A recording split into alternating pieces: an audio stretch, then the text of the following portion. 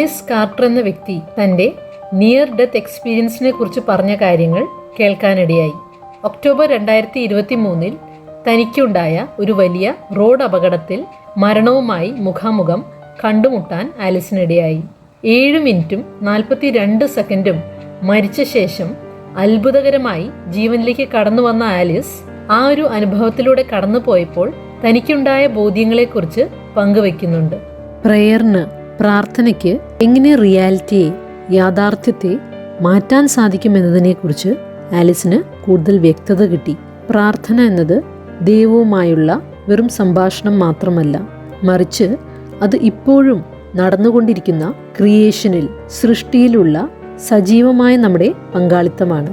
അത് സഹായത്തിനായുള്ള അപേക്ഷയോ കാര്യങ്ങൾ സാധിക്കാനുള്ള ഉപാധിയോ മാത്രമല്ല, മറിച്ച് സൃഷ്ടിയിലുള്ള നമ്മുടെ പാർട്ടിസിപ്പേഷനാണ്. പ്രാർത്ഥനകൾ വെറും വാക്കുകളോ ചിന്തകളോ അല്ല, മറിച്ച് എനർജിയുടെ നീർച്ചാലുകളായാണ് അവൾക്ക് കാണാൻ സാധിച്ചത്. കാണാനും അനുഭവിക്കാനും സാധിക്കുന്ന രീതിയിൽ ഓരോ പ്രാർത്ഥനയും വ്യത്യസ്തമായിരുന്നു. അവ യുണീക്കായ വെളിച്ചവും നിറവുമുള്ളതായിരുന്നു. അവയുടെ ഋതത്തിനും ഇൻറ്റൻസിറ്റിക്കും അനുസൃതമായി അവ വൈബ്രേറ്റ് ചെയ്തുകൊണ്ടിരിക്കുകയായിരുന്നു. ഓരോ പ്രാർത്ഥനയും എങ്ങനെ റിയാലിറ്റിയെ, ലോകത്തെ ബാധിക്കുന്നുവെന്ന് അവൾക്ക് കാണാൻ സാധിച്ചു. ഒരു വ്യക്തിയുടെ പ്രാർത്ഥന എങ്ങനെ മറ്റു വ്യക്തികളുടെ ചിന്തകളെയും വികാരങ്ങളെയും പ്രവർത്തനങ്ങളെയും ഇമ്പാക്റ്റ് ചെയ്യുന്നു എന്നത് അത്ഭുതകരമാണ്. പല പ്രാർത്ഥനകൾക്കും പല ഇഫക്റ്റുകളുള്ളതായി കാണാൻ സാധിച്ചു. നന്ദി പ്രകാശിപ്പിക്കുന്ന ഗ്രാറ്റിറ്റ്യൂഡ് അടങ്ങിയ പ്രാർത്ഥനകൾക്ക് സ്വർണ്ണ നിറത്തിലുള്ള അലകളായിരുന്നു ഉണ്ടായിരുന്നത്. അവയ്ക്ക് തൊടുന്നവയെല്ലാം കൂടുതൽ പോസിറ്റീവ് ആക്കാനുള്ള കഴിവുണ്ടായിരുന്നു. സൗഖ്യത്തിനായുള്ള പ്രാർത്ഥനകൾക്ക് പച്ചയും നീലയും ഇടകലർന്ന നിറങ്ങളിലുള്ള എനർജിയായിരുന്നു.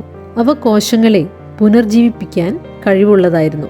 ഗൈഡൻസിനായുള്ള പ്രാർത്ഥനകൾക്ക് പർപ്പിൾ നിറത്തിലുള്ള അലകളായിരുന്നു. അവ വ്യക്തികളുടെ കോൺഷ്യസ്നെസ്സിൽ വ്യക്തതയുടെ പാതകൾ തുറന്നു കൊടുക്കുന്നവയായിരുന്നു. കളക്റ്റീവ് പ്രയറിന്, അതായത് ഒരു കാര്യത്തിനായി ഒരുമിച്ച് പ്രാർത്ഥിക്കുന്നത് വളരെ പവർഫുൾ ആണെന്ന് കാണാൻ സാധിച്ചു. അവ കൂടിച്ചേർന്ന് ആംപ്ലിഫൈഡ് ആവുകയും അവയ്ക്ക് വലിയ മാറ്റങ്ങൾ കൊണ്ടുവരാൻ സാധിക്കുകയും ചെയ്യുന്നു. എന്നാൽ പ്രാർത്ഥനയിൽ ക്വാളിറ്റിയിൽ തന്നെ വ്യത്യാസമുള്ളതായി കാണാൻ സാധിച്ചു. ചിലത് വളരെ ഫോക്കസ്ഡും ലേസർ ലൈറ്റ് പോലെയുമായിരുന്നെങ്കിൽ മറ്റു ചിലത് ഡിമ്മായതും പരന്ന വെളിച്ചമുള്ളതുമായിരുന്നു. വിശ്വാസമില്ലാത്തതും വെറുതെ വാക്കുകളുടെ ഉപയോഗമുള്ളതും സ്വന്തം കാര്യങ്ങൾക്ക് വേണ്ടി മാത്രമുള്ള പ്രാർത്ഥനകൾ ശക്തി കുറഞ്ഞതായിരുന്നു. എന്നാൽ ശക്തമായവ വിശ്വാസത്തോടെയും ആത്മാർത്ഥമായും ദൈവത്തിൻ്റെ ഹിതം അന്വേഷിച്ചുള്ളതും മറ്റുള്ളവരോടുള്ള ആത്മാർത്ഥമായ സ്നേഹവും കരുതലും ഉള്ളവയായിരുന്നു. ഈ പ്രാർത്ഥനകൾ ഒരു അമ്പ് പോലെ സ്പിരിച്വലായ അറ്റ്മോസ്ഫിയറിലൂടെ തുളഞ്ഞു കയറി റിയാലിറ്റിയിൽ തന്നെ മാറ്റങ്ങൾ കൊണ്ടുവരുന്നതായി കാണാൻ സാധിച്ചു. മറ്റൊരു കാര്യം മനസ്സിലായത്, പ്രാർത്ഥന ഒരിക്കലും ദൈവത്തിൻ്റെ മനസ്സിൽ മാറ്റം കൊണ്ടുവരുന്നില്ല എന്നതാണ്.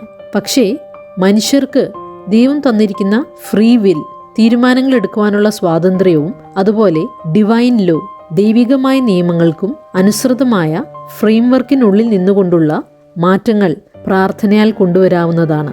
ഒരു പ്രത്യേക പ്രാർത്ഥനയ്ക്ക് അതുമായി ബന്ധപ്പെട്ട പല സാധ്യമായ പോസിബിളായ ഉത്തരങ്ങൾ മുൻപ് തന്നെ നിലനിൽക്കുന്നുണ്ട്.